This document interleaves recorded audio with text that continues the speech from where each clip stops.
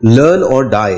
ये बुक आज के तेजी से डेवलप होते बिजनेस वर्ल्ड में इंडिविजुअल और ऑर्गेनाइजेशन के लिए एक सर्वाइवल टूल की तरह काम आ सकती है।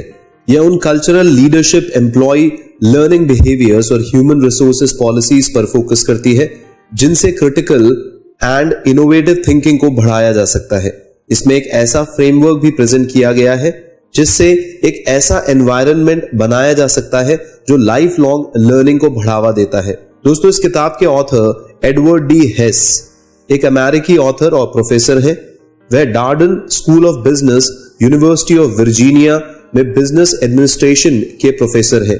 उन्होंने पर्सनल ग्रोथ, लीडरशिप और एंटरप्रेन्योरशिप पर कई किताबें लिखी हैं। आइए लर्न और डाई की समरी को सुनते हैं। दोस्तों, रीइवैल्यूएट करें कि आपकी कंपनी सीखने और बेहतर प्रदर्शन के साथ कैसे डील करती है। आइए इसको डिटेल में समझते हैं। एस्टैब्लिश्ड बिजनेस लीडर्स को पता है कि सीखने में सक्षम होना उनकी सफलता के लिए जरूरी है। लेकिन इसका क्या मतलब है दोस्तों? सीखने में सक्षम होने का मतलब है कि आप अपनी स्किल्स को सुधारना और बढ़ाना चाहते हैं और ऐसा करके दूसरों से आगे रहना चाहते हैं। एक व्यक्ति सीख सकता है, लेकिन इससे भी बड़ी चुनौती पूरे ऑर्गेनाइजेशन को लगातार सीखने के लिए तैयार करना है। आज के फास्ट पेस्ड बिजनेस वर्ल्ड में हम या तो सीखते हैं या मर जाते हैं। यह समरी आपको लेटेस्ट रिसर्च की मदद से समझाएगी कि हमारा दिमाग कैसे काम करता है, मतलब कि वास्तव में हम कैसे सीखते हैं, और फिर आप इस नॉलेज का उपयोग कैसे कर सकते हैं ताकि यह इंश्योर हो सके कि आपकी कंपनी कैसे काम करती है।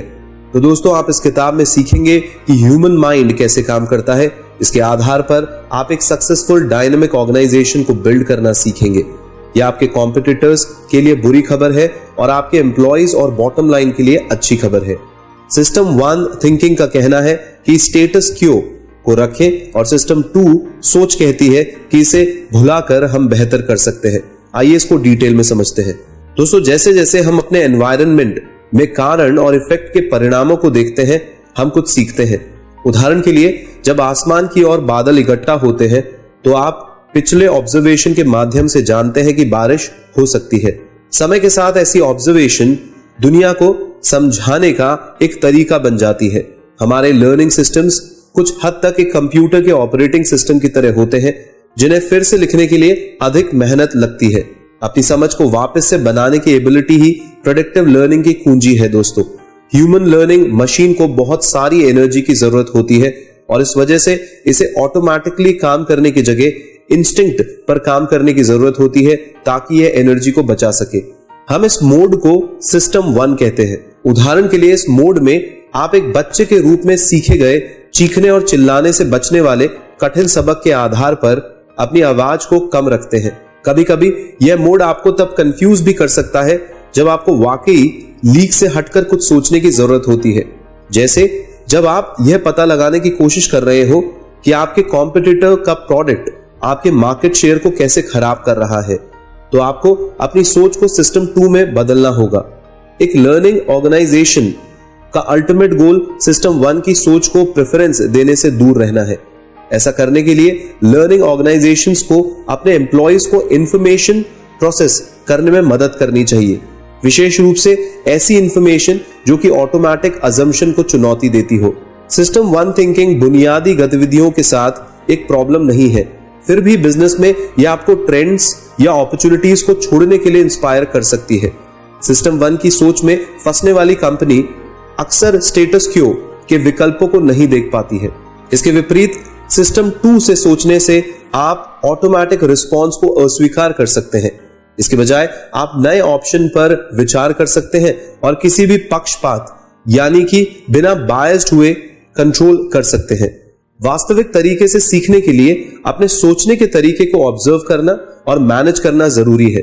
सिस्टम 2 की सोच को अपनाने का एक तरीका यह है दोस्तों कि आप सोचें कि आपने अपना दिन कैसे बिताया है। इससे आपको उन इंपॉर्टेंट मोमेंट्स को पहचानने में मदद मिलेगी जिनमें सिस्टम 2 से सोचने में आपको मदद मिल सकती थी। इस प्रोसेस के दौरान एक खुले दिमाग से सोचना याद रखें ताकि आप अपनी गलतियों को सीखने के अवसरों में बदल सकें। सही लोगों को भर्ती करके आप अपने संगठन की सीखने की अवस्था में सुधार करें और इंटरनली मोटिवेटेड लर्नर्स बनाएं। आइए इसको डिटेल में समझते हैं। तो अब आपको पता है कि ह्यूमन माइंड कैसे सोचता है और सीखता है। यह आपके ऑर्गेनाइजेशन के लिए इन लर्निंग्स को लागू करने का समय है। आपका लक्ष्य आपकी टीम को एक high performance learning organisation HPLO बनाना है, एक ऐसी जगह जहां शिक्षा को सफलता के लिए एक की एलिमेंट के रूप में प्रेज किया जाता है। HPLO 3 प्रमुख गोल्स को प्राप्त करने के लिए जरूरी है: सही लोगों को खोजने, सही एनवायरनमेंट बनाने और सही प्रोसेस को एस्टैब्लिश करने के लिए। आइए सबसे पहले देखते हैं कि सही लोगों को कैसे खोजना है। एक लर्निंग ऑर्गेनाइजेशन को उन लोगों की जरूरत होती है जिनके पास लर्निंग माइंडसेट होते हैं, जिसे सीखने के जेन्युइन मोटिवेशन से समझा जा सकता है। जीवित रहने की हमारी बुनियादी जरूरत ने हमारे बिहेवियर को इस तरीके से डेवलप किया है दोस्तों, जो सिचुएशन को अप्रोच करने या उनसे बचने वाले डिसीजंस के आसपास रहता है। यदि कोई सिचुएशन खतरनाक है तो हम इसे टाल देते हैं, और यदि ये सिचुएशन खतरनाक नहीं है तो हम उससे कनेक्ट करते हैं। हम रिस्क लेकर कुछ सीखेंगे या नहीं, यह इस बात पर डिपेंड करता है कि हमने अप्रोच करना सीखा है या लर्निंग प्रोसेस को अवॉइड करना सीखा है। उदाहरण के लिए, यदि आपको कुछ नया करने की कोशिश करने के बाद मैनेजर के द्वारा अपमानित किया गया है, तो आप शायद भविष्य में इस तरीके के जोखिम लेने से बचेंगे। एक HPLO इसके विपरीत उन लोगों को ऑर्गेनाइजेशन में लाने की कोशिश करता है जो कि सीखने और दूसरों को सिखाने में मदद करने के लिए मोटिवेटेड है। इसी तरह एम्प्लॉइज को आत्मनिर्भरता या उनकी कुछ अचीव करने की क्षमता में विश्वास होना चाहिए। उन्हें समस्याओं को एक चुनौती की तरह देखना चाहिए और उनसे डरने की जगह उन्हें सीखने की अपॉर्चुनिटी के रूप में देखना चाहिए। उदाहरण के लिए, एक सेल्फ एफिशिएंट मैनेजर को एक मेजर प्रोडक्ट फेलियर का सामना यह समझते हुए करना चाहिए कि यह एक्सपीरियंस उसे भविष्य में इस तरीके की सिचुएशन से बचने में मदद कर सकता है। सीखने के कई कारण हैं, कुछ इंटरनल है और कुछ अन्य एक्सटर्नल होते हैं दोस्तों। जो लोग फीडबैक को स्वीकार करते हैं और अपनी स्किल्स को मास्टर या एक्सपैंड करना चाहते हैं, उन्हें इंटरनल मोटिवेशन के द्वारा इंस्पायर किया जाता है। इसका मतलब है कि उन्हें सीखना अच्छा लगता है। दूसरी ओर, एक्सटर्नली इंस्पायर होने वाले लोग दूसरे लोगों के अप्रूवल की तलाश करते हैं। ये अच्छे ग्रेड, हाई सैलरी या सम्मान पाने के लिए सीखना चाहते हैं। आमतौर पर वह अधिक कॉम्पिटिटिव और ईगोइस्टिक होते हैं। वे चुनौतियों का स्वागत नहीं करते हैं और असफलता से बचने का प्रयास करते हैं।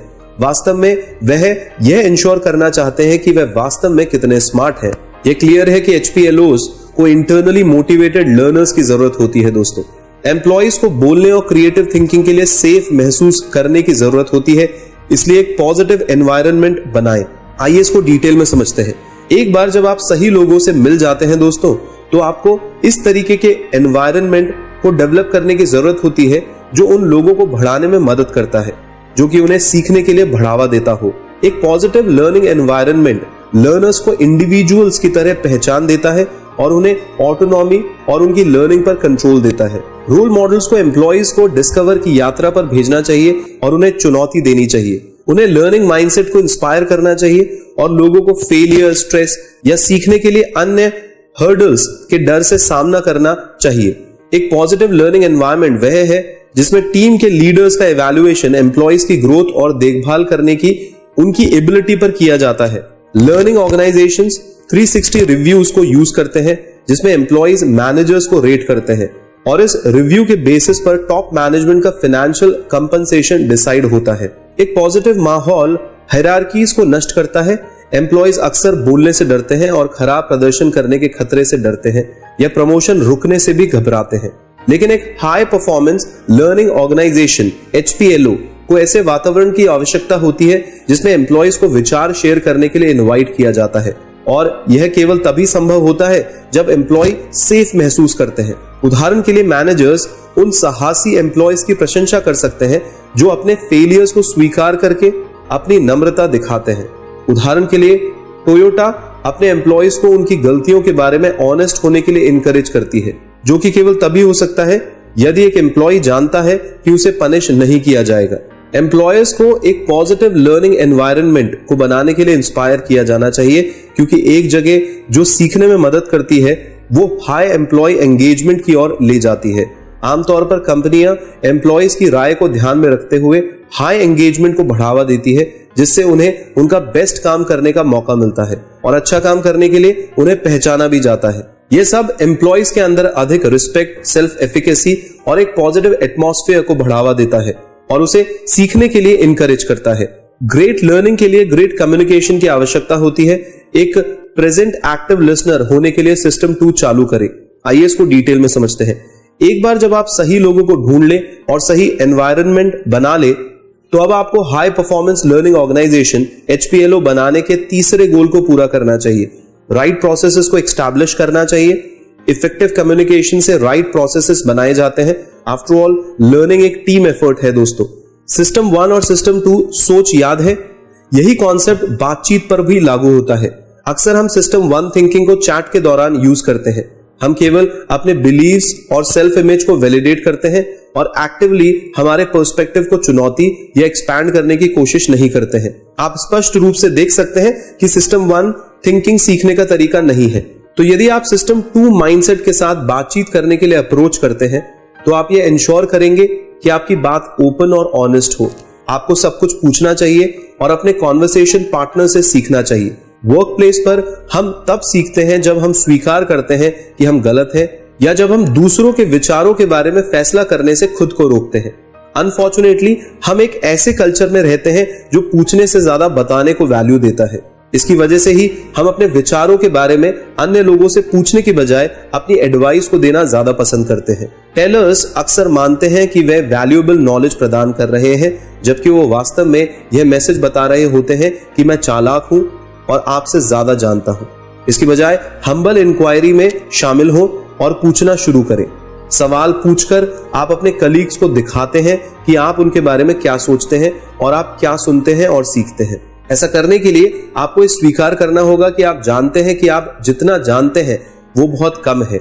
अच्छी कॉन्वर्सेशंस को एक स्पीकर और लिसनर दोनों की जरूरत होती है, और इसका मतलब डिस्ट्रैक्शन से लड़ना होता है। मनुष्य समझदारी से प्रति मिनट 600 वर्ड्स को प्रोसेस कर सकता है, फिर भी हम प्रति मिनट लगभग 100 से 150 वर्ड्स की दर से बोलते हैं। नतीजतन हम जल्दी ही ऊब सकते हैं, लेकिन स्पष्ट रूप से हमारे कॉन्वर्सेशन पार्टनर्स हमें ध्यान दिलाना चाहते हैं।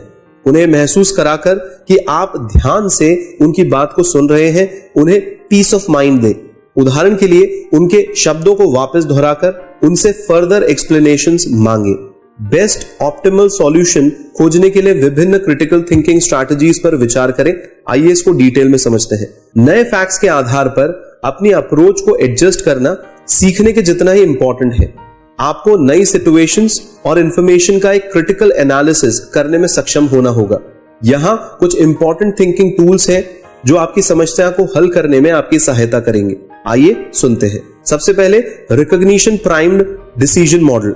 इस मॉडल के साथ आप अपनी सिचुएशन की तुलना पास की सिचुएशन के साथ करते हैं। यह पहचान ले कि कौन सी सिचुएशन आपके करंट इवेंट के लिए सबसे अधिक रिलेवेंट है, और फिर उस सॉल्यूशन को अप्लाई कीजिए जो काम करता है। यह तरीका तब बेहतरीन होता है जब समय कीमती हो। उदाहरण के लिए, जब एक फायर फाइटर ऐसी जगह पर जाता है जहां आग लग चुकी है, तो उसके पास प्रोज और कॉन्स समझाने का समय नहीं होता है।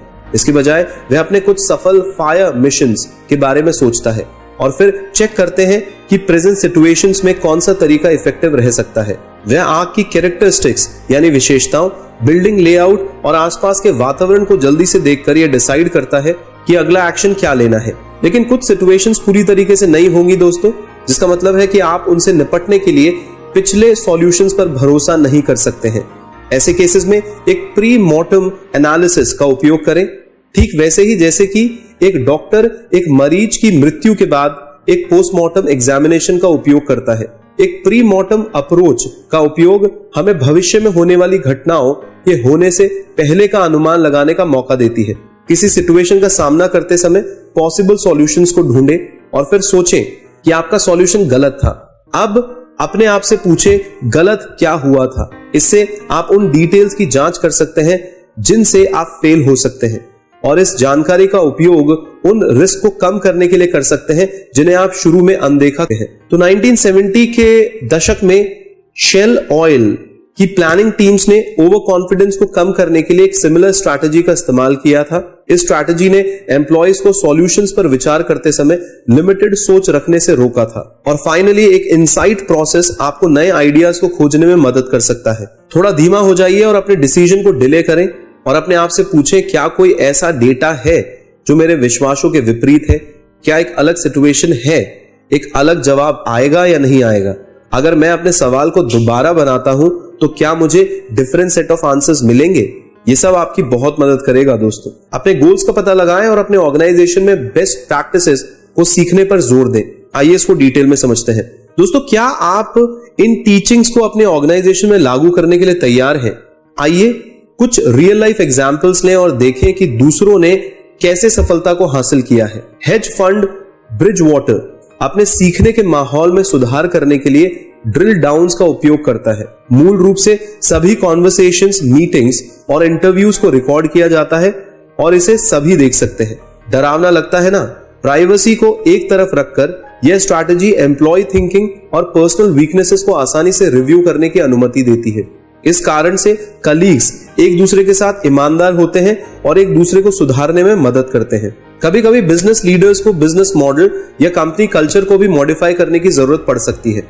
ऐसा करने के लिए एक लीडर को एक लर्निंग प्रोसेस एस्टैब्लिश करने की जरूरत होती है और इस बारे में लंबे समय तक गंभीरता से सोचना होता है कि किस लेवल पर कौन से डिसीजन लिए जा सकते हैं। Accounting software solution developer Intuit को जब बिजनेस स्लो डाउन का सामना करना पड़ा तो उन्होंने अपनी अप्रोच को मॉडिफाई करते हुए डिजाइन थिंकिंग का उपयोग किया, जो क्रिएटिव लोगों के द्वारा एक्सप्लोर, डिस्कवर और नए प्रोडक्ट्स को बनाने वाली एक मेथोडोलॉजी है। कंपनी का गोल जेन्युइन इनोवेशन को प्रोड्यूस करना था। डिजाइन थिंकिंग को स्प्रेड करने के लिए इंट्यूट ने अपने एम्प्लॉइज को पर्सनल प्रोजेक्ट्स को डेवलप करने के लिए समय देकर एम्पावर किया और उनके एक्सपेरिमेंटेशन को इनकरेज करते हुए सबसे प्रॉमिसिंग आइडियाज को सम्मानित किया। मान लीजिए कि आपकी कंपनी पहले से ही एक मार्केट लीडर है, आपको बदलने की आवश्यकता नहीं है। दोस्तों, आप अपनी सिचुएशन को कैसे सुरक्षित रखेंगे? फिर आगे बढ़ने का मतलब है कि हाई लेवल एम्प्लॉय एंगेजमेंट को बनाए रखते हुए लगातार अपने बिजनेस को री इन्वेंट करना। यूनाइटेड पार्सल सर्विस यूपीएस ने $100 और एक बाइक से शुरुआत की थी। हर बार जब कंपनी ने अपनी सर्विसेज को world wide delivery, overnight shipping या एयर सर्विस इंट्रोड्यूस करते हुए बढ़ाया तो इसे कई मुश्किलों का सामना करना पड़ा, जो इसके लिए वैल्यूएबल लेसन बन गया। यूपीएस ने कंपनी की कोर वैल्यूज को अपने कल्चर में फैलाने और स्टॉक प्लान्स के साथ अपने एम्प्लॉयज को रिवॉर्ड देकर एम्प्लॉय सैटिस्फैक्शन को भी एक साइंस में बदल दिया। 2012 तक यूपीएस की एम्प्लॉय रिटेंशन रेट 90% के आसपास थी। आपको अपने बिजनेस के लिए सही रास्ते को फॉलो करना होगा दोस्तों, लेकिन आप भले ही जो भी डिसाइड करें, लर्निंग को वो इंजन देना होगा जो आपके ऑर्गेनाइजेशन को सफलता की ओर ले जाता है। अंत में इस किताब का मेन मैसेज मैं आपके सामने फिर से दोहराता हूं दोस्तों, इंडिविजुअल्स और ऑर्गेनाइजेशन को निरंतर सीखने और अडैप्ट होने के तरीके ढूंढने की जरूरत है, नहीं तो उन्हें प्रोफेशनली आउटडेटेड होने का सामना करना पड़ सकता है। लेकिन अच्छी तरीके से सीखने के लिए इंडिविजुअल्स और ऑर्गेनाइजेशंस को समझदारी से सीखने की जरूरत है, और इसका मतलब है कि ऐसी सिचुएशन को बनाना जिसमें सीखना आसान और रिवॉर्डिंग हो। बहुत ही अमेजिंग किताब है दोस्तों, लर्न और डाई, सीखे या फिर मर जाए, और बहुत क्लियर भी है, जो सीख नहीं रहे वो धीरे धीरे मर ही तो रहे हैं। तो सीखना ही जीने का नाम है दोस्तों। इसीलिए किताबी कीड़े की टीम आपको डेली बेस्ट किताबों की समीक्षा प्रदान करके कुछ ना कुछ नया सिखाती रहती है। हम बहुत बहुत शुक्रगुजार हैं आपके कि आप समय निकालते हैं और इन समरीज को सुनते हैं। आशा करते हैं कि आपने इस चैनल को सब्सक्राइब कर लिया होगा और आपने अपने पूरे सर्कल में इस प्रोजेक्ट के बारे में लोगों को बताया होगा कि कैसे हम डेली एक इंग्लिश के अंदर बुक समरी डालते हैं बेस्ट सेलिंग किताब की। आप हमेशा हमारी प्रेयर्स में हैं दोस्तों। हमारी तो यही आशा है कि आप चैंपियन बने और ज्यादा से ज्यादा लोगों की जिंदगी में सकारात्मक बदलाव लेके आए। यदि आप हमें कोई फीडबैक देना चाहते हैं तो 9829644744 पे फीडबैक मैसेज व्हाट्सएप कर सकते हैं। आप हमारी कोई मदद करना चाहें तो 9214392149 पे कॉल करके तन मन धन किसी भी प्रकार आप हमारी मदद कर सकते हैं। हमारी शुभकामनाएं हमेशा आपके साथ है। बहुत बहुत धन्यवाद।